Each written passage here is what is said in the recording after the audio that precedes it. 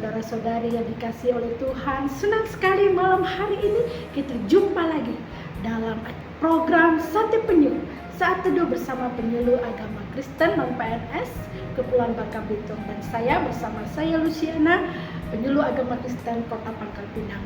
Mari Bapak Ibu siapkan hatimu, kita menikmati berkat firman Tuhan. Mari kita sama-sama berdoa. Terpujilah namamu Tuhan, kami bersyukur Engkau memberikan kesempatan selalu bagi kami untuk kami ada dari hari demi hari, semua karena anugerah-Mu. Dan malam hari ini kami mau diberkati kembali oleh firman-Mu yang menyejukkan, yang meneguhkan iman kami. Mari Tuhan berfirmanlah bagi kami. Pakai hamba-Mu, hikmat urapan-Mu Kau berikan, dan kami semua boleh mendengar dengan penuh sukacita. Terpujilah Tuhan, Roh Kudus yang ambil alih. Di dalam nama Tuhan Yesus Kristus, haleluya, amin. Puji Tuhan, Bapak Ibu yang dikasihi Tuhan. Hari ini renungan kita bertemakan jangan mencintai dunia. Jangan mencintai dunia. Mengapa? Mari kita membaca firman Tuhan yang terambil dari 1 Yohanes pasalnya yang kedua, ayatnya yang ke-15 sampai dengan 17. Demikian firman Tuhan. Janganlah kamu mengasihi dunia dan apa yang ada di dalamnya. Jikalau orang mengasihi dunia, maka kasih akan Bapa tidak ada di dalam orang itu. Sebab semua yang ada di dalam dunia, yaitu keinginan daging dan keinginan mata serta keangkuhan hidup, bukanlah berasal dari Bapa, melainkan dari dunia. Dan dunia ini sedang lenyap dengan keinginannya, tetapi orang yang melakukan kehendak Allah tetap hidup selama-lamanya. Puji Tuhan, diberkatilah kita yang telah membaca, merenungkan, dan siap untuk melakukannya. Apa yang ditulis oleh Yohanes? Ini ada suratnya yang pertama, dikatakan, janganlah kita mengasihi dunia dan apa yang ada di dalamnya. Sebenarnya mengapa hal ini dituliskan, Bapak Ibu? Dunia, saat kita mengasihi dunia, kasih kita kepada Bapa dikatakan tidak ada pada orang itu. Sebenarnya ada apa dengan dunia? Kita tinggal di dunia. Tuhan menciptakan dunia. Ada 3 hal yang ada di dalam dunia yang tidak boleh kita kasihi, kita lakukan. Apa itu? Yang pertama, keinginan daging.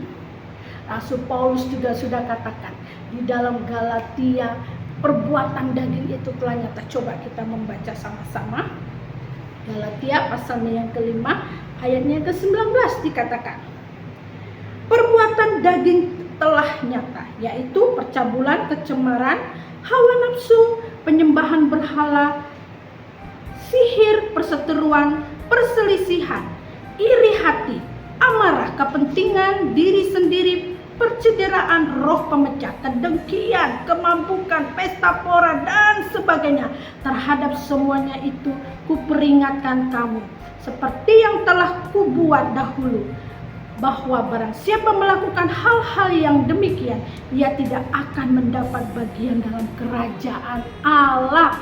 Wow, jadi saat kita melakukan keinginan daging yang telah ditulis oleh Rasul Paulus kepada jemaat di Galatia, dikatakan, maka kerajaan Allah kita tidak akan dapatkan. Jadi jangan mencintai dunia. Bukan berarti kita salah hidup di dunia. Memang Tuhan sudah tempatkan kita hidup di dunia ini untuk menjadi berkat. Kalau kita melihat hal yang sepele dari hari demi hari, apa yang saudara punya saat ini, kita bicaranya tentang handphone. Saat bangun pagi, apa yang saudara lakukan? Ada banyak sekarang anak-anak Tuhan bukan mengutamakan Tuhan, bangun pagi, buka mata kembali, bersyukur kepada Tuhan, tapi yang pertama yang diingat adalah di mana handphoneku? Apa yang ada di handphoneku? Yang dilihat adalah berita yang di handphone. Sedangkan saat kita bangun pagi, yang harus kita lakukan mengutamakan Tuhan, bersyukur kalau Tuhan sudah memberikan hari yang baru, nafas kehidupan, kesehatan, kekuatan saat kita bangun. Tapi karena itu, utamakanlah Tuhan. Ini hal keinginan daging yang dipikirkan adalah benda kesayangan. Tapi yang Tuhan mau, yang kita pikirkan yang pertama adalah Tuhan. Bersyukur kepada Tuhan. Kita yang hidup di dalam dunia yang pertama tidak mengikuti keinginan daging, tapi mengikuti keinginan roh. Apa yang Tuhan inginkan mungkin tidak gampang. Kalau kita masih ada rasa iri hati, ada rasa sakit hati, akar pahit, kedengkian, katakan mungkin kita tidak ada yang mabuk lagi ya, atau yang suka pesta pora, perselisihan, perbantahan, pertengkaran, semua itu kita harus jauhkan. Berusaha untuk selalu hidup damai di dalam kasih Tuhan. Jadi itu yang pertama, keinginan daging. Yang kedua adalah apa? Keinginan mata. Apa sih yang menjadi keinginan mata kita? Kalau kita melihat di dalam kejadian pasalnya yang ketiga, tentang kejatuhan manusia. Awal mula kejatuhan manusia itu dari mana? Kita melihat dalam Kejadian pasalnya yang ketiga, ayat yang ke-6. Hawa. Mulai dikatakan ayat 6, kita membaca, perempuan itu melihat bahwa buah pohon itu baik untuk dimakan dan sedap kelihatannya. Lagi pula pohon itu menarik hati karena memberi pengertian. Lalu ia mengambil dari buahnya dan dimakannya dan diberikannya juga kepada suaminya yang bersama-sama dengan dia, dan suaminya pun memakannya. Nah, inilah saudara, mulai tidak ada ketaatan. Karena apa? Karena melihat. Dari mana ada peribahasa katakan datangnya cinta dari mata turun ke hati. Ya. Jadi saudara, mata. Kalau kita lihat ini, waduh, padahal saat jalan-jalan, misalnya saudara jalan-jalan di Ramayana atau di Transmart, di BTC, padahal niatnya cuma jalan-jalan. Tidak ada rencana mau beli apa atau sesuatu. Mungkin cuma mau main di atas. Tapi setelah lihat, wah itu bajunya bagus, wah ini bagus. Akhirnya keinginan mata. Akhirnya membeli, akhirnya uangnya berkurang. Jadi inilah saudara, hal-hal yang membuat manusia jatuh. Keinginan mata, ingin ini, ingin melihat itu, ingin melihat ini, keindahan. Tidak salah, asal hal-hal yang baik. Handphone juga kita punya, tidak salah kita melakukannya. Hal-hal yang baik, yang positif. Karena lewat handphone sangat banyak membantu kita. Saudara, mari keinginan mata, jaga matamu.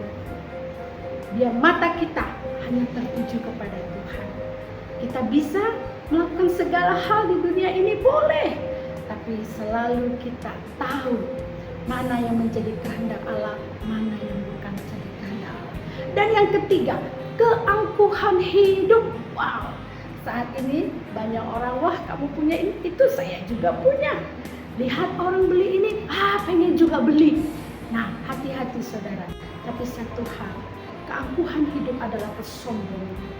Mari belajar tetap selalu rendah hati, tetap selalu merendahkan diri. Semua apapun yang kita punya, kita kaya atau miskin, segala berkat dari yang kecil sampai yang besar, itu semua karena pemberian Tuhan, anugerah Tuhan.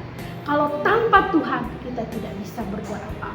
Jadi segala sesuatu yang kita lakukan, semua karena hikmat dan kasih karunia Tuhan. Kita mau seperti Yesus. Yesus yang penuh dengan kerendahan hati. Dia datang ke dalam dunia. Tidak lama lagi saudara kita merayakan Natal. Sekarang sudah mulai sibuk sana sini untuk mempersiapkan Natal. Apa yang menjadi makna yang terutama? That is the love. God's love. Kasih Allah. Allah yang merendahkan dirinya menjadi seperti manusia. mau bersama-sama, tinggal bersama-sama dengan manusia. Dan dia telah mengorbankan dirinya, mati di kayu salib, hanya untuk kita yang berdosa ini. Kita yang telah jatuh di dalam dosa. Dia menyelamatkan saudara dan saya. Yesus, the Savior. Jesus is the Savior of the world. Dialah juru selamat dunia ini. Dia yang kita sembah, yang kita agungkan, yang kita megahkan, yang kita muliakan, bukan kemuliaan dunia. Jadi mari saudara, kita tetap mengasihi Tuhan. Jangan mencintai dunia ini. Kenapa? Kita kembali kepada ayat yang tadi saudara di dalam 1 Yohanes 2 ayatnya yang ke-17. Mengapa? Ini kuncinya. Karena apa? Dan dunia ini sedang lenyap dengan keinginannya, tetapi orang yang melakukan kehendak Allah tetap hidup selama-lamanya. Amin. Dunia ini sedang lenyap dengan segala keindahan dan kemewahannya dan segalanya saudara. Banyak kabar yang sudah menggemparkan. Tuhan tidak lama lagi datang. Mari, jangan mencintai dunia ini. Cintailah Bapa di surga. Cintailah Tuhan kita Yesus Kristus. Roh Kudus membawa kita selalu untuk berjalan di dalam kehendaknya. Hidup di dalam roh, bukan di dalam daging. Puji Tuhan, Tuhan berkati kita semua malam hari ini. Mari kita berdoa bersama-sama. Haleluya, haleluya Yesus. Terima kasih buat firman-Mu malam hari ini Tuhan. Biarlah firman-Mu kembali menegur kami, mengingatkan kami untuk tidak mencintai dunia ini, tapi lebih mencintai Engkau lebih dalam dan dalam lagi. Karena di dalam Engkau saja ada keselamatan yang kekal. Terima kasih. Ampuni kami Tuhan. Kalau kami masih mencintai dunia ini, ampuni kami. Kami mau belajar lewat firman-Mu. Kami diperbaiki, kami dibaharui. Kami mau belajar berjalan dalam kehendak-Mu. Di dalam Engkau Tuhan. Terima kasih malam hari ini dalam kami beristirahat. Tuhan menjaga, melindungi. Kami beristirahat dengan nyenyak, kami tidur dengan tenang.